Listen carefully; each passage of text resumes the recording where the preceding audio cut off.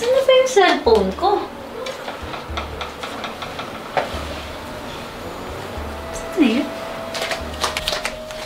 Saan na yun? Tililing? Bakit po? Aba, galang mo ngayon na. May po ka na. Ay, nga pala, hanapin mo nga yung cellphone ko. Nilagay ko lang dun sa lamesa yun eh. Tapos nawawala na.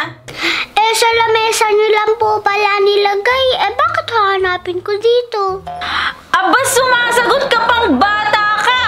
Sa tingin mo ba kung nasa lamesa yan, ipapahanap ko ba sa'yo? Ayoko ng sagot na sagot, naiintindihan mo ba? Ano, Tililing, naiintindihan mo ba?